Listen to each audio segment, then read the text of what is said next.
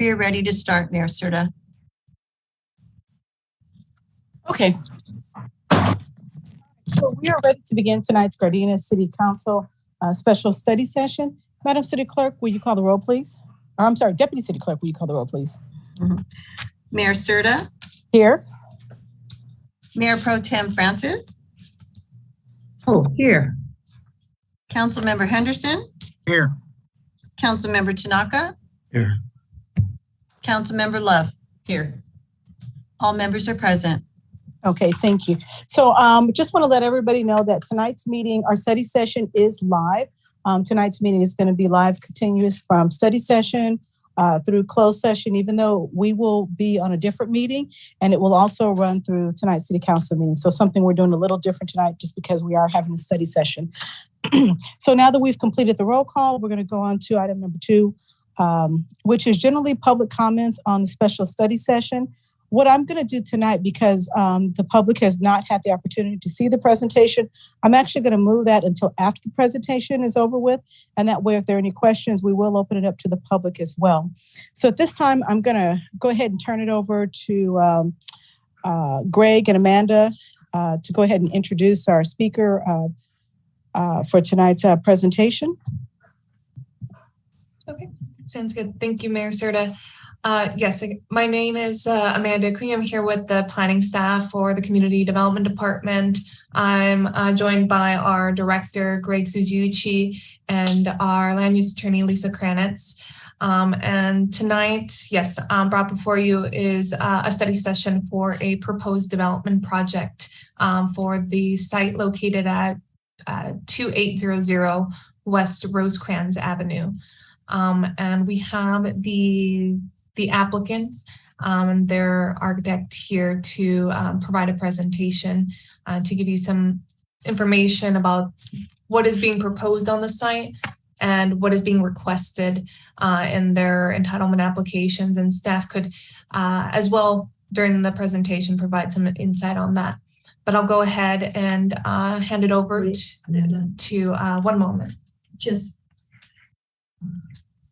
give them that it's between Stars and Rosecrans. Okay, yeah. So location. Yeah, so some information about the location of the property. Like I said, it's at 2800 West Rosecrans Avenue. That's on the south side of Rosecrans, east, just east of Crenshaw. Between the, if you're familiar with that area, what is it? The Stars. The former Stars building on there by the car wash as well. So between that area, it's about a long linear property. But again, that during the presentation, we'll provide more information on the location and the proposal. So I'm going to hand it over to the applicant, Ricky De La Rosa, who will, I'm going to share my screen actually. And Ricky will prompt me through the presentation.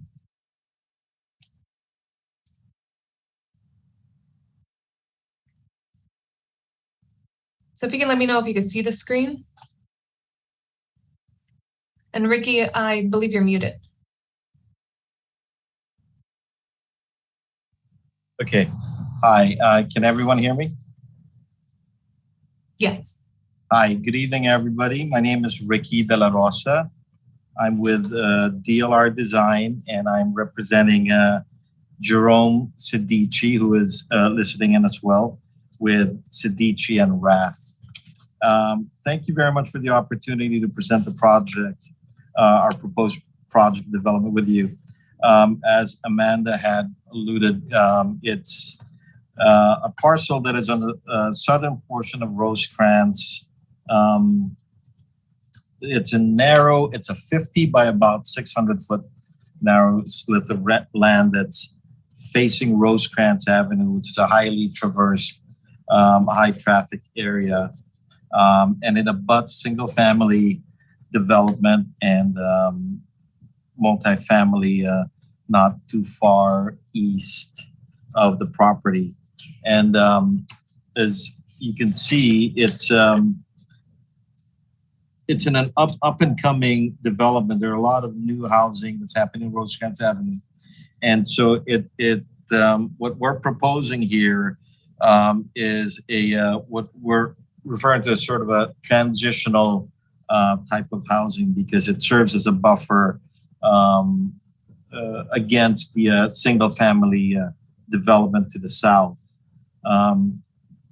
What we're looking at is we're proposing 19 townhouse units with a couple of live-work units along on the building corner. We've modulated the development to at least mimic the scale of the adjacent single-family residences. As you can see, because it's just a really narrow site, the challenge was how to create a scale that is respectful of the existing single family. So there's an existing fence on the southern portion, and that's what we're honoring as a demarcation. And we created the driveway to service to maintain the buffer. But if you look at the existing conditions, you'll see that we have big lots on the west, and just a sort of decomposed granite site that was used for I think farmers market or different other functions. And then to the further east is another commercial building that's pretty much right abutting Rosecrans Avenue. So we took that, and we felt that maybe creating a row house, because it's a busy street, and putting the program, more garage spaces downstairs, and then the living and the sleeping area above. So we created this row house type module in four, broken up in 4 different buildings. So the site plan will show you that we have similar building types and broken up with guest parking in the middle, and then a secondary vehicular access in the middle. So rather than creating this whole continuous row, we sort of broke it up that way. At least it's modulated more in relation to the scale of the commercial buildings that it's adjacent to. In the street perspective, you'll see how we started to create a pattern that has a commercial feel, but also residential scale. We pursued a more contemporary vernacular just to simplify the architecture and to relate it more to a more commercial look. And we did both in the street side and as well as the residential side. In the residential side, we introduced some details that mimic a more residential feel. And we've also minimized the articulation of the openings so as to respect the privacy of the single family residents to the south. In terms of how we wanted to address the context and the relationship to the street and to the neighbors, we're introducing landscape buffers adjacent to the single family residence. We put the driveway in between so as to create a larger setback between our proposed development and the single family. We also are asking for a reduced front setback. The 50-foot depth was a challenge, but we felt that because we were introducing more of a sort of like a live-work row housing typology, that having the buildings closer to the street will address more the scale of what we are trying to introduce along Rosecrans Avenue. The unit types that we have 2 basic plan types. We have a 3-bedroom plan type, which includes a live, work, or work component on the ground floor. These units are what we are utilizing in the corners of the building modules. And then we have a 2-bedroom plan type, which is what we are using in between the building modules. And both unit types have roof decks as well. In terms of the material palette, we've simplified the palette, both in materiality and color as well. So we, as you can see in the simple elevation that it has a repetitive nature, but it's almost a clean, formal expression of architecture. We have wood fences along the street to define each unit. The unit entries are clearly articulated and defined.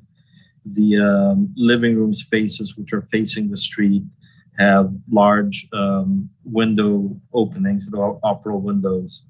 And so the bedrooms above have a simple expression, and it provides some ample light and ventilation. We made a careful effort to articulate the corners of the building, sort of like to identify them as iconic nodes within the building module. And the detailing that the care and the detailing that we expressed on the street elevation is carried to all 4 sides of the building. The building section just shows you the vertical relationship of the spaces within. We try to provide healthy and more contemporary scale of spaces. And we also wanted to make an added effort in detailing the elevation so as not to cut corners in terms of the value that's being provided. So we're really looking at the simple details, but very expressive, that would help the architecture of the building. Finally, in the proposed development in the aerial, you'll see how the buildings, as we have modulated them, we feel, and of course it's open to discussion, it relates very well, we think, with the Rosecrans Avenue edge, knowing that it's a fast street, highly traversed, but having this type of residential typology, the row house, townhouse, is a good product and a good scale along Rosecrans Avenue, and would also serve as a good buffer for the single-family residences to the south. So it's almost like the only solution that we could come up with because of the challenges of the site, and we wanted to present it to you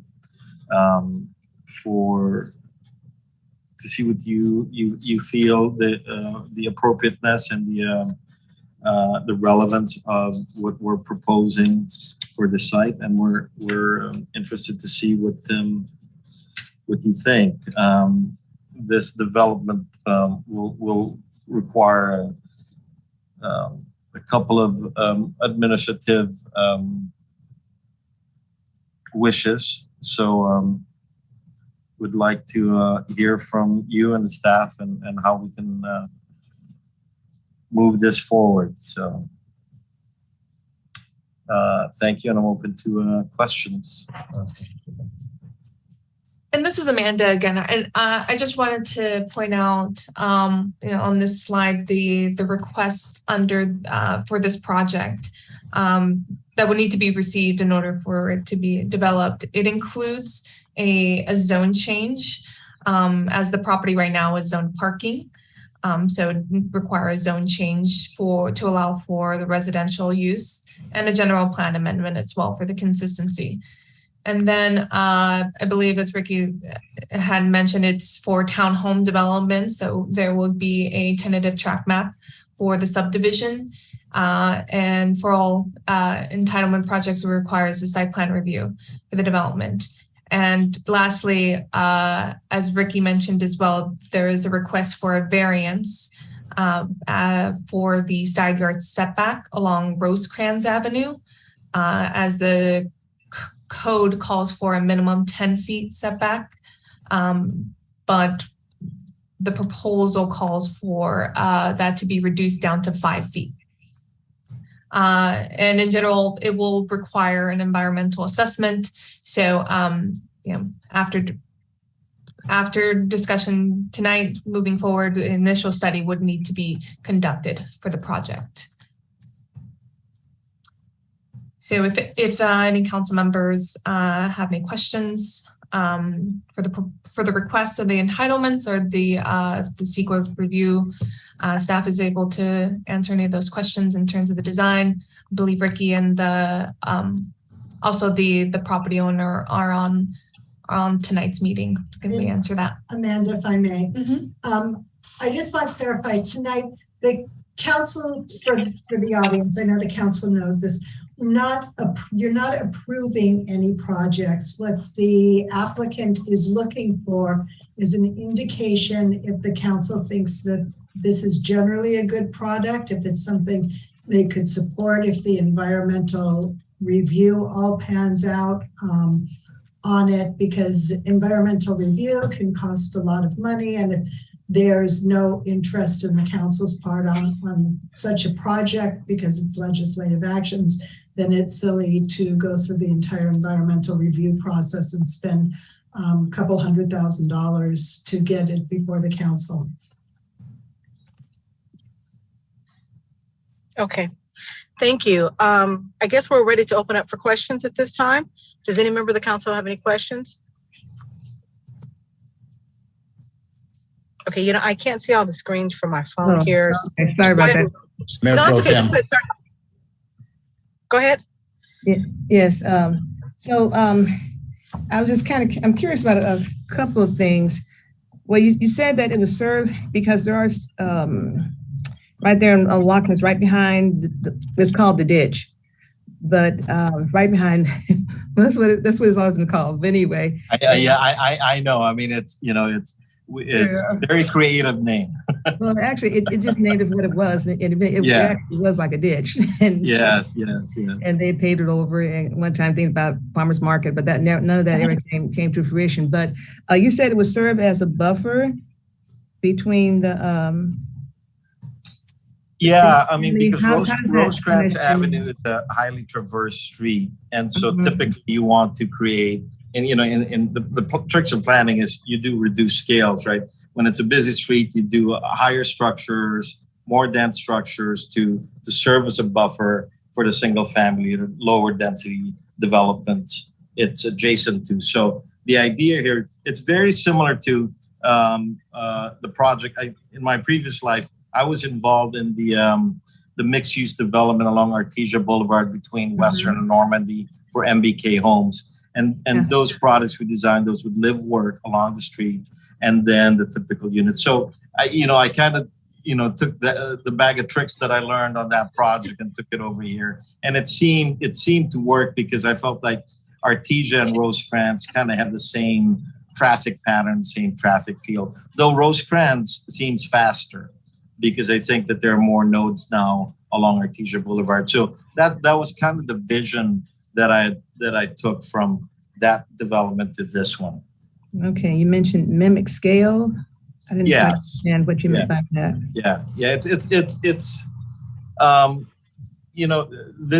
What we're proposing is a 3-story product, and it's adjacent to 2 stories and single-story developments as well. But those developments have pitched roofs. So in terms of the height of those buildings, it's very similar to what we're proposing here in terms of height. Some of those buildings are 27 feet. What we're proposing is about 30 feet, to the roof and the garden. So it's kind of, in terms of the height, it's within 5 and 10 feet of the adjacent developments. And it's also similar in scale to the commercial building that's to the east. It's reflected in the adjacent the existing strip club and the dry cleaners and yeah to the east. That's immediate east. That used to be Stars, and then there's a dry cleaners. There was laundromat. Exactly. Yeah, it's the reddish brown building. So all right. Okay. And your setback you're requesting is it like the place that's going up right next door to the car wash is right on the sidewalk? No, this we're setting it back 5 feet, so we should at least have a buffer for landscaping and little fence, and to define the entrance with a little entry portico. So there's enough there for for a entrance front porch, and what we did was we set back the unit doors another 3 or 4 feet in. That way it creates an entrance alcove, so it's not right on the street. So the door is not right on the edge of the building; it's set in. Yeah. So and that's reflected on the site plan sheet and the unit plan sheets as well. So live work, but no affordable units. This is too small for affordable units, I would imagine. Well, we call this attainable housing. It's not too big. It's not. It's they're 1,250 square feet and 1,568 square feet for the bigger units. So they're not the 1,800 or 2,100 square foot plants that you're seeing develop. All right. Thank you so much. Thank you. Thank you. Any other questions? Yes, I have a couple of questions. Go ahead. You kind of answered one of the questions about the setback, and I'm glad to hear that you guys are setting the front door back, because I'm not a fan of the doors being right on the sidewalk or even that close. Will there be any outdoor community space in this development? We're not showing any. We feel that we'd love to. I mean, we create little, green space between the buildings. We could put benches, but it's not amenitized in that manner. Any outdoor space for maybe rooftop or, I mean, yes. I mean, each plan has a roof deck, a private open space, and we have a couple of areas on the site that we're defining as common open space. Just green space, yes. Okay, and I noticed the car parking was $450, but I didn't see any guest parking. The guest parking spaces are located at each end of the building. We have a handicapped space further on the west end, and we have 2 guest parking spaces each between the buildings. And then we have a cluster of guest parking spaces on the further east. And so you do, okay, you answered that. We do, yes, we do. Okay, and then do you guys have any idea what the selling prices will be? I mean, I know it's kind of early, but I'm with. That's outside of my security clearance. So, we need to get some affordable housing in here. So. I know. It's I'm working on another site that maybe I'll get in front of you, and we can introduce some affordable housing on that one. Okay. Believe me, I've done a lot of affordable housing, and it's a gift. It's a gift. So, considering people are getting dogs, and people need to take their dogs out, and Rosecrans is a really busy space, is there any place to add some green space outdoor for dogs? Well, just asking. No, I mean, and I hear you, because I have 2 huskies, and they need a lot of walking. And I would need for somebody's dog to get out on Rosecrans. Yeah. Unfortunately, I mean, we could be creative, and the whole site, it's a 600-foot linear park, right? So I mean, we could probably move the fence out forward and create a circular path, a secure path within the property. I could definitely look into that. And we won't call it just a dog walking path. I mean, for our own health and well-being, I think just a walking path within the property is beneficial to everybody. Thank you for answering my questions. That's it for me. Thank you. Okay. Any other questions? Madam Mayor, I just have a quick one. Okay, go ahead. Do you foresee or do you think there would be any problems from the people on 143rd Street, which back up the project? I know you said that the height of the project is about the same as what's around there now. So do you foresee any problems with the height affecting the single family homes on 143rd? Well, sir, we are at this point in the design, we try to anticipate the concerns that they might have, but in all fairness, we haven't presented it to them. And so we are open to discussing it with them. And it's easier to change it at this point and make modifications in paper than when we're building it. So we will make every effort to reach out to them and get their feedback. And I think it's in all fairness to, being good neighbors as well. So, and I hope they like it, but we're keeping our options open, and we'll respond to them accordingly. Thank you. Mayor, sir, I have one question, and thank you, Mr. De La Rosa, for the presentation. Go ahead. Thank you. In regards to the access to the driveway on the western side of the property, how would we secure that? Because right now anybody could walk right up or drive right into the property. How will we look at securing that, or what some opportunities we could explore? So, Mr. Henderson, the issue with in planning and design, oftentimes, we look at gated communities as design responses that turn their back against the neighborhood, right? I mean, there are certain cues that it sends the wrong message. But on this particular site, because it is facing Rosecrans Avenue, I completely understand, the basis of your comment. The challenge here is, if we did do a queuing system on the gate, the design standards for that it'll eat up like 50 foot turning around that area. And so it would have made that entry queue really challenging. And then there's also fire department access as well. So those are the things that kind of got in the way of us securing that point of entry. So, but as part of the conversation with you and planning staff, if it's determined that it necessitates a gated entry for security, if there's a concern, then we'll definitely look into it. But at this point, those are the challenges that we face. That's why it's not represented here right now. Okay, thank you. Thank you. Anybody else? Any additional questions before I open it up to the public? Deputy City Clerk, do we have anybody from the public wishing to speak on this item here?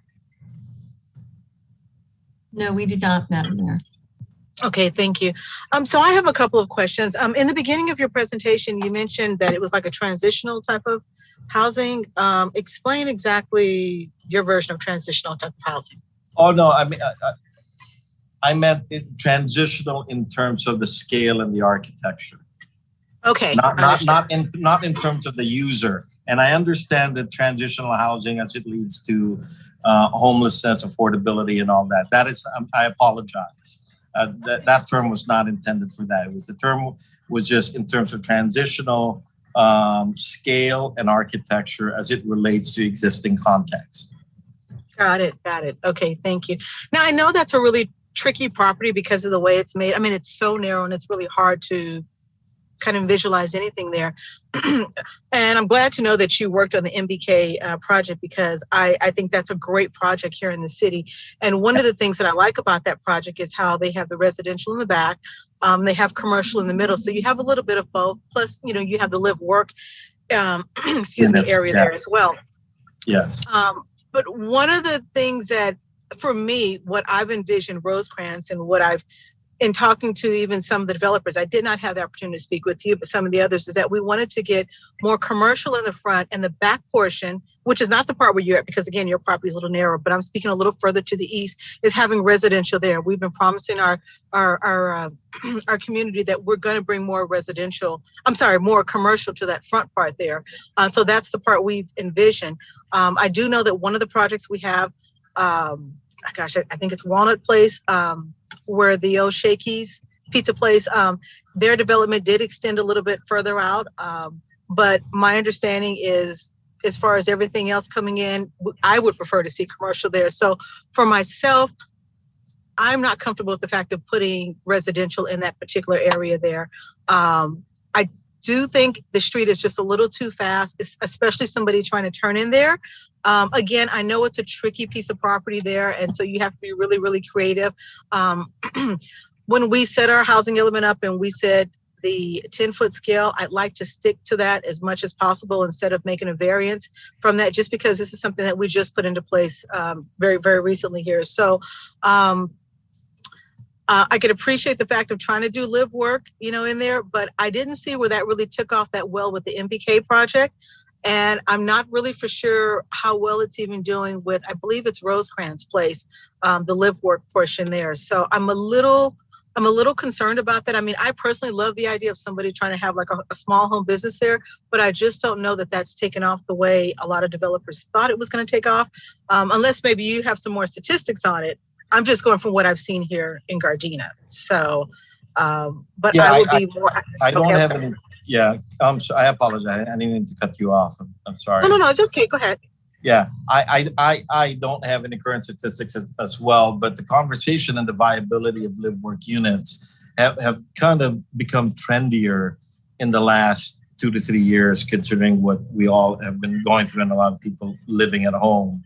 Okay. So that's kind of where, you have, I mean, architects, designers, accountants, engineers, professionals, just, even HR personnel. I mean, anybody who's had the opportunity, to work at home. And that's kind of where the genesis of this idea, and also the viability of being able to introduce, a housing typology along Rosecrans with that commercial edge, because the limited site dimensions made it challenging to put livable square footage on the ground floor. So that was kind of how the idea originated for this development. Okay. And just for clarification, so when we were originally talking about, and I'm just going to use the example of MBK Homes, the live work portion there, we were talking in terms of, let's just say, a psychiatrist or somebody who had like a tax business or something where they would bring clients there. That would work great because it was on the ground floor. Now, I understand the trend has changed now with COVID, but with people working at home, I think they're more so working where they're not open to the public, and it's more individual because everybody's doing everything through Zoom like what we're doing now. So when I think of now more, work at home, it's not so much to the point of bringing people to your residence. So people are turning a bedroom into an office or what have you. It's not really a storefront like what we saw with MBK Home. But there again, things are changing so quickly now with COVID. I mean, who knows, everybody's trying different things. So I just a little clarification with that. But in my mind, I perceive that as being something with commercial there.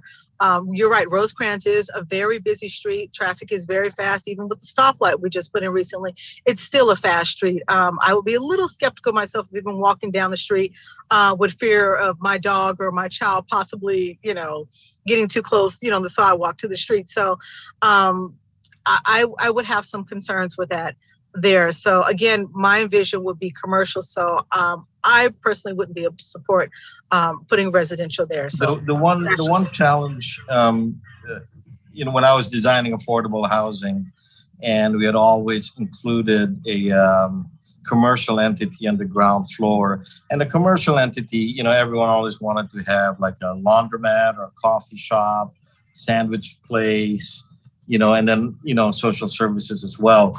The challenge is, yeah, they do want maximum street frontage, but they're also asking for a minimum depth of 40 feet for the back of shop spaces.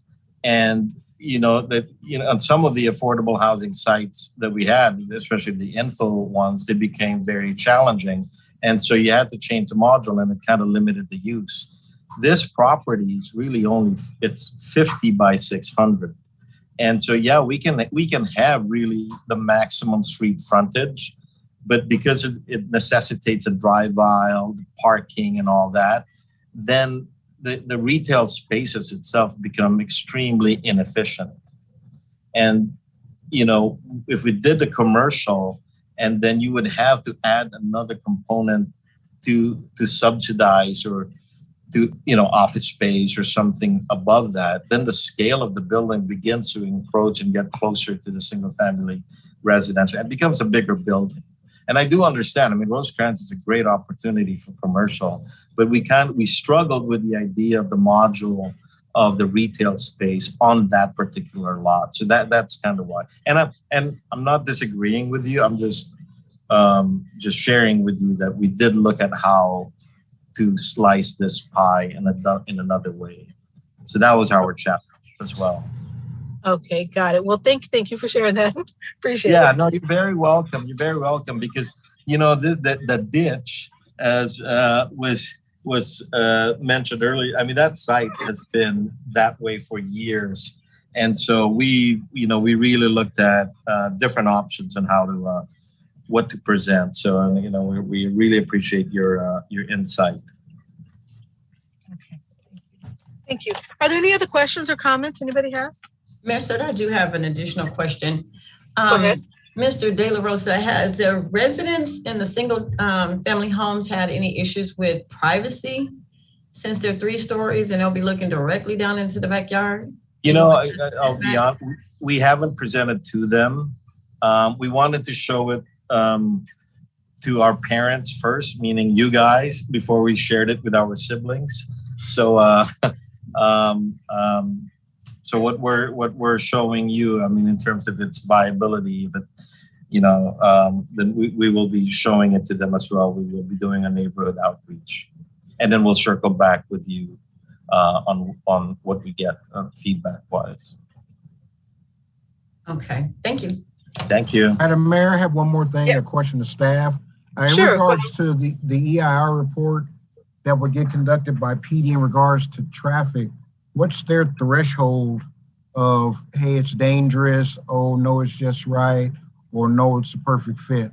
What will their threshold be? Do we know?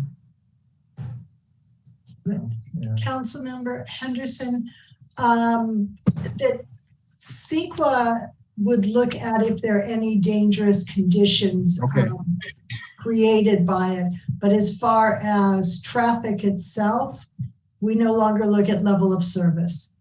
Oh, okay. We look at vehicle miles traveled as far as a CEQA threshold. But they would, you know, we could certainly, in addition to the CEQA, look at the safety issues created by it, like we did for the project up on Crenshaw and El Segundo Boulevard, whether that billboard was going to create safety issues. And we had special studies done on that. Okay, thank you. I'd also be speaking with my colleague in Public Works, Alan, in regards to his traffic analysis also. I have a question for planning. What would be the differess between this development being built 5 feet, if that was granted, 5 feet setback, versus the G3 project on Van Ness being built right on Van Ness with a short setback? What would be the difference in, I mean, I know that Rosecrans is a more busier, you know, street, but it's still a danger. Yeah, because of the orientation of the property, it just happens to be that the side along Rosecrans is technically considered a side yard setback, whereas the projects for the Gardner projects, the Walnut Place, and the Rosecrans Place, they only have one street frontage, and so that's considered their front yard setback. So they have different standards for front yard and side yard. Here, for this property, technically the front yard would be along the Watkins, and so they're meeting the setback.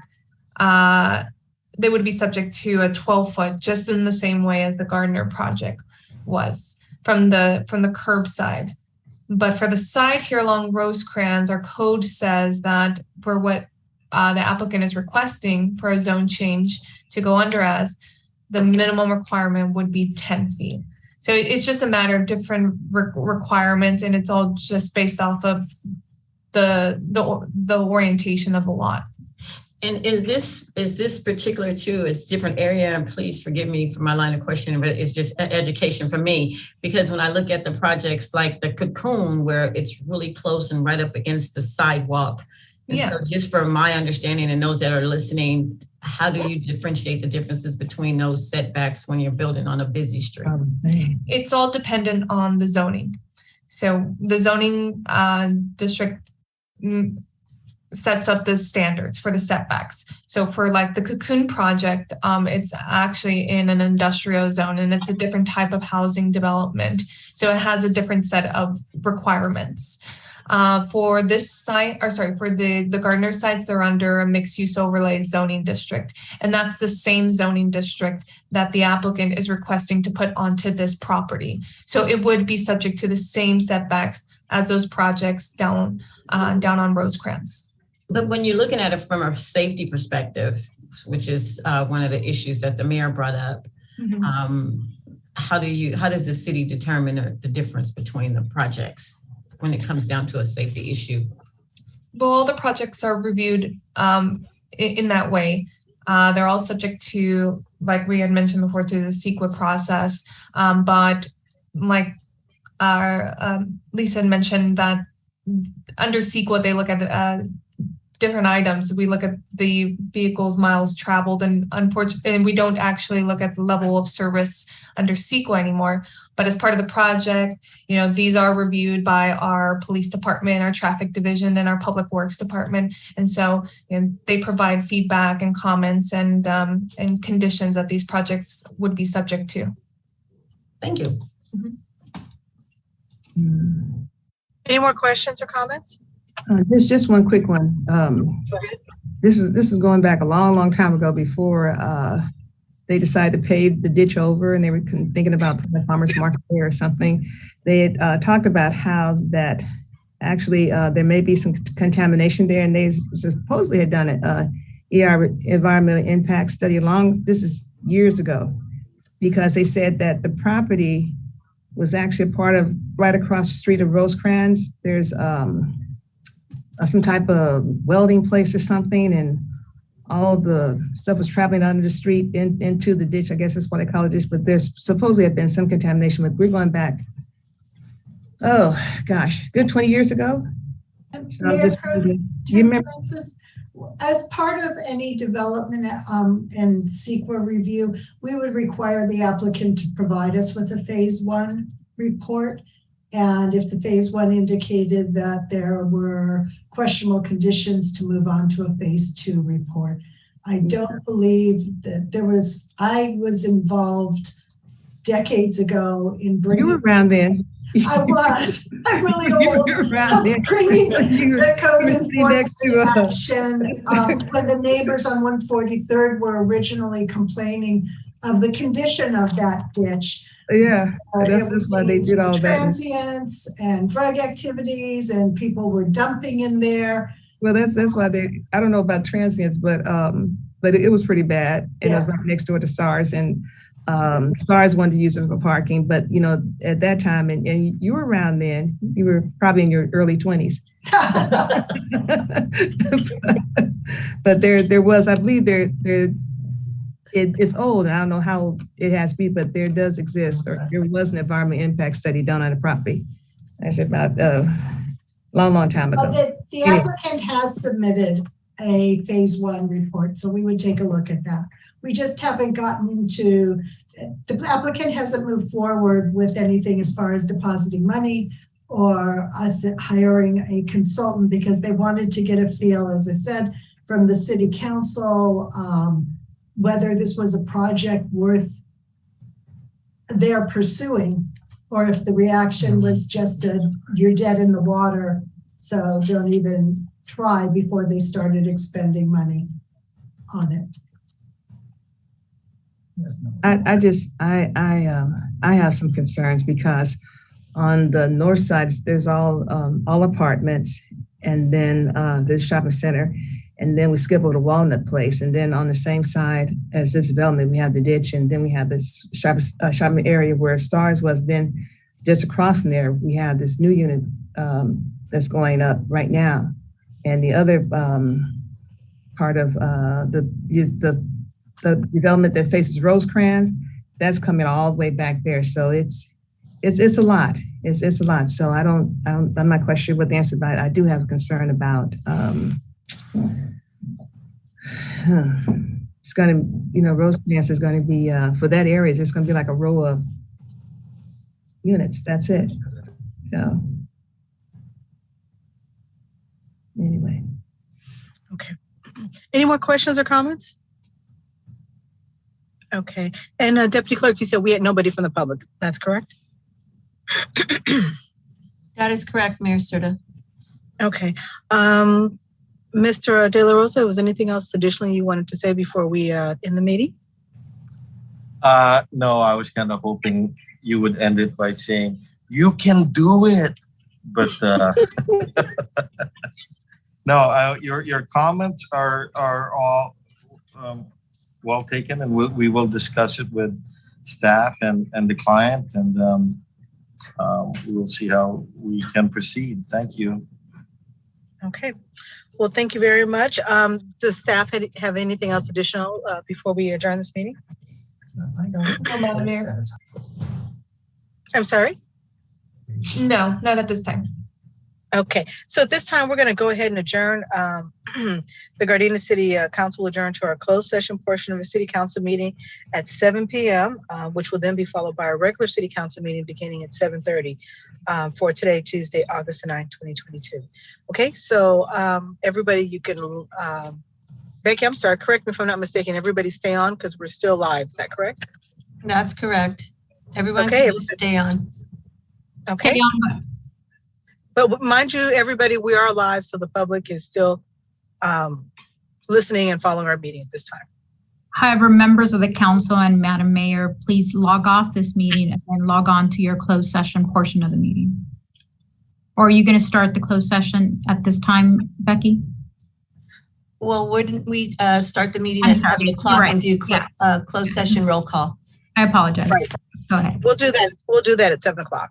So everybody can take a break for about 3 minutes here.